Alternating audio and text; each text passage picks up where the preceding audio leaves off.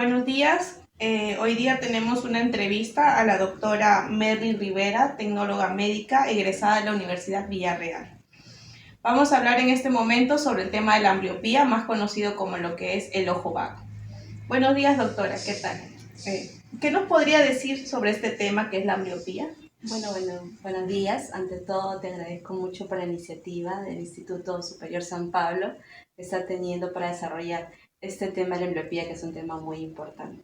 La ambliopía es una patología, como tú bien dijiste, es conocida como ojo vago o ojo perezoso, y el término más común para definir la ambliopía es cuando uno de los dos ojos, o ambos en casos muy excepcionales, con su mejor corrección no llega al 100% de visión, es decir, no logra en términos ópticos un 20-20 de visión. Puede tener diferentes causas que ya las vamos a desarrollar más adelante, pero la principal y más marcada de ellas es el estrabismo, ¿no? Normalmente el desarrollo neurovisual se da entre los primeros 8 años de vida. Y cuando existe algún impedimento para desarrollar al 100% la visión en esos primeros 8 años de vida, el paciente se va a volver un paciente ambliope. Exacto, justo como estaba mencionando respecto a las causas, ¿cuáles serían las principales causas para desarrollar esta patología? Bueno, yo definiría las principales causas de la ambliopía. La principal y la más común es el estrabismo, ¿no? El 5% de nuestra población aproximadamente son pacientes estrábicos. ¿Y qué es el estrabismo? ¿No? Muchas personas desconocen qué es el estrabismo. El estrabismo es cuando los dos ejes visuales no están alineados correctamente. Es decir, no existe binocularidad. Un paciente estrábico puede tener el ojo desviado hacia afuera o desviado hacia adentro, y casi siempre es unilateral, pues, ¿no? Un paciente estrábico casi siempre va a tener una visión doble. Entonces, lo que hace el cerebro es anular la visión de este ojo desviado y quedarse con la visión del ojo bueno. Al nosotros no recibir, digamos, información del ojo desviado, ese ojo deja de trabajar y es ahí donde se vuelve perezoso, ¿no? Y casi siempre el paciente con estrabismo ve solamente por un solo ojo y el otro siempre está desviado, ¿no? Y a ese ojo le llamamos su ojo dominante, ¿no? Otra de las causas sería también las anisometropías, que son cuando los pacientes presentan diferentes medidas muy marcadas, ¿no? Puede ser un ojo hemétrope, un ojo miope, o un ojo con miopía y el otro ojo hipermétrope, o sea, diferencias muy notorias, pues, ¿no? Y eso también nos puede llevar a la ambliopía. Y bueno, y la última causa, que es la menos frecuente, pero también existe, bueno, son las causas congénitas. Entre ellas podemos destacar a la más común de todas, es la catarata congénita, que se da con el nacimiento, que por lo general casi siempre son bebés prematuros, pues, ¿no? También en muy pocos casos podemos ver también una ptosis palpebral, que quiere decir que el bebé nace con el párpado caído y debido a eso no desarrolla una visión correctamente. Exacto. Justo como estaba hablando de la desviación, como está, hacia afuera exoforia, hacia adentro endotropia, ¿no? O endoforia. Ok. Las personas, los niños cuando nacen, o sea, a partir de qué edad el padre puede diagnosticar, darse cuenta, ¿cómo es que nos damos cuenta de que nuestro niño tiene este tipo de patología, la ambliopía? Bueno, va a depender mucho del seguimiento de los padres también, pero yo considero que el padre puede determinar si su niño presenta alguna dificultad visual desde los primeros meses de vida. ¿Por qué? Porque para eso existe un control de niño sano, pues, ¿no? En los controles de niño sano siempre hay seguimiento de estímulos. Cuando las licenciadas en enfermería, por ejemplo, les presentan al bebé algún objeto, si el bebé sigue el objeto, si lo percibe, le tapan un ojito o el otro ojito, y si el bebé tiene alguna reacción favorable, entonces podemos hacer un descarte. Pero si el bebé al ocluir el ojo no presenta ningún estímulo o se irrita o tiende a llorar, posiblemente tenga algún problema visual y de esa manera se refiere al oftalmólogo pediatra, pues, ¿no? Y bueno, y si en caso de repente los padres no pudieran percibir en los primeros meses de vida, la parte más oportuna sería la edad escolar, pues, ¿no? Que es cuando, digamos, los padres tienen que estar atentos si su niño se queja en el colegio, se irrita, no copia bien, se frota mucho los ojos y ya vendrían otros indicios más, ¿no? Exacto. Y una persona con ambliopía, ¿cómo estaría viendo? ¿Cómo es su visión? Bueno, en una persona ambliope, la visión puede ser mala como puede ser muy buena. ¿Por qué? Porque por lo general los pacientes ambliopes tienen casi siempre una medida buena en uno de sus dos ojos.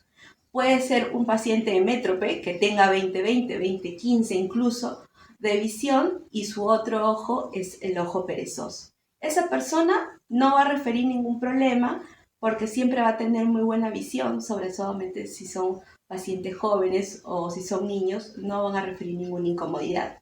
Cuando el paciente tiene un ojo ambliope y tiene un problema refractivo también en el otro ojo, ahí sí podemos destacar algún problema de dificultad visual, pues, ¿no? Si ese ojo es miope, obviamente se va a quejar de lejos y va a acudir a consulta. O si es hipermétrope, va a tener problemas de repente para la lectura. Entonces, puede ver bien como puede ver mal también, pues, ¿no? Ok.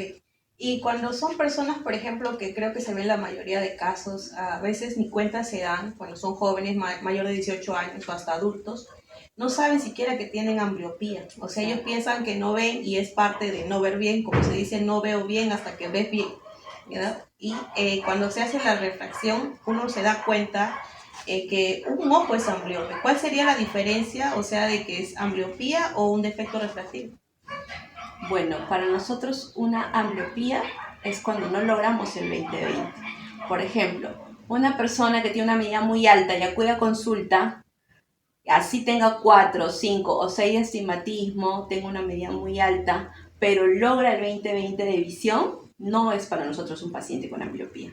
Es un paciente que simplemente tiene un problema refractivo no corregido, muy alto, pero tarde o temprano se va a terminar acostumbrando a su refracción, ¿no?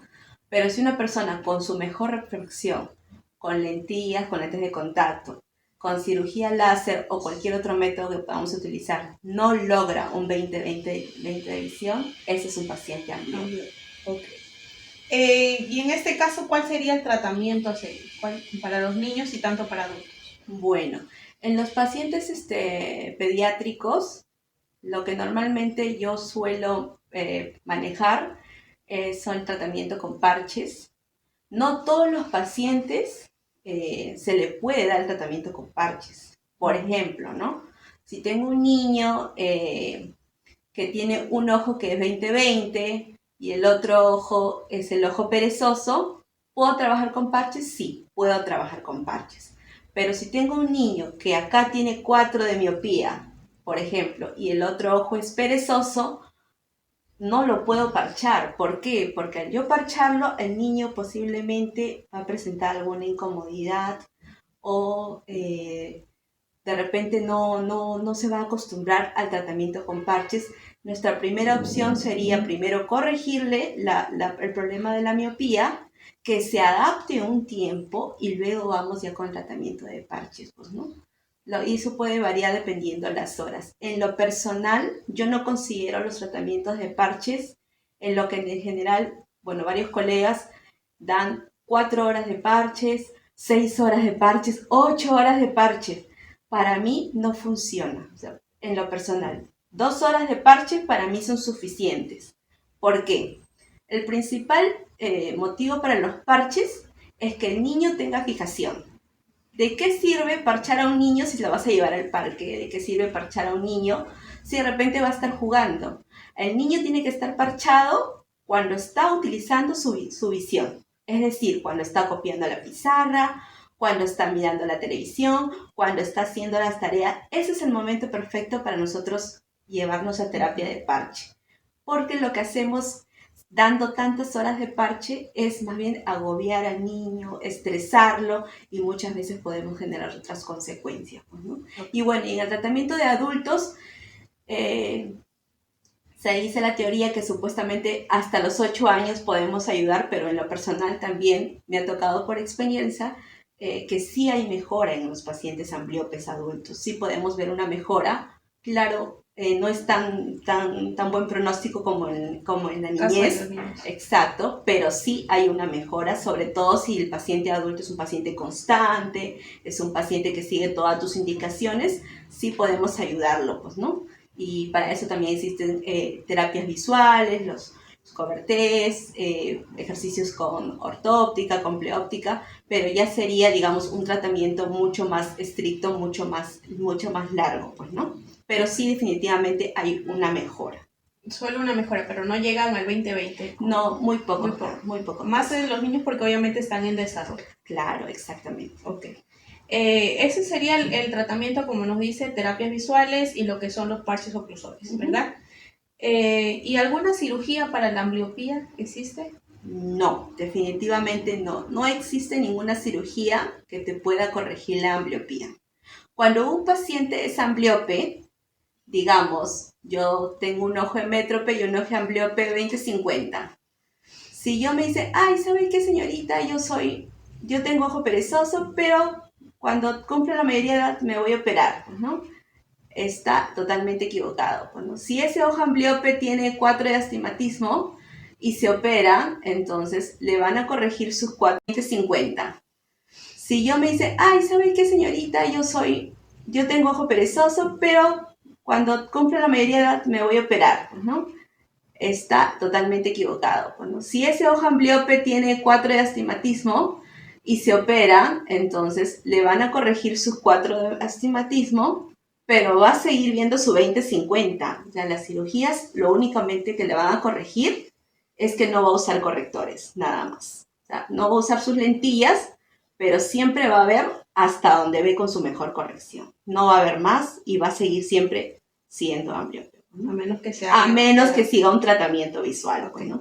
O sea, por ejemplo, en el caso que mencionamos sobre los niños que nacen con algún tipo de cataratas, en ese caso, al operarse la catarata, ¿podría mejorar ahí, en ese caso? Claro, los pacientes que nacen con causas congénitas, entonces se derivan como emergencias, ¿no? Un paciente, por lo general un paciente prematuro, al nacimiento, siempre se deriva a la oftalmología pediátrica como casos de emergencias.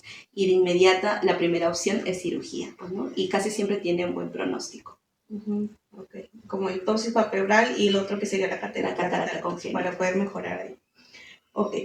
¿Y alguna recomendación para el público en general que nos está viendo? A los que de repente, ¿cuál sería el consejo para detectar a tiempo? Bueno, mi principal consejo sería para los padres, ¿no? Porque la mejor manera de ayudar a un paciente con ambliopía es en los primeros años de vida. Muchas veces los padres no captan los signos que sus niños presentan, entonces hay que estar muy atentos y hacer mucho seguimiento a los niños, sobre todo si el niño presenta ciertos signos, como por ejemplo, si se soba frecuentemente los ojos, si entrecierra los ojitos para ver, o si cuando está mirando algún objeto gira su cabecita, si se queja de dolor de cabeza, que normalmente suele ser frontal. También si tiene problemas de aprendizaje, si no te copia bien en la pizarra o si copia otras palabras que tal vez no existen y él se inventa sus propias oraciones. Entonces, esos son los signos que tu niño te está pidiendo a gritos que lo lleves a una revisión óptica, pues, ¿no? La prevención es mi principal recomendación. La prevención. Ok, eso sería entonces todo con la entrevista con la doctora. Muchas gracias por su atención, por su recibimiento. Eso es todo. Gracias.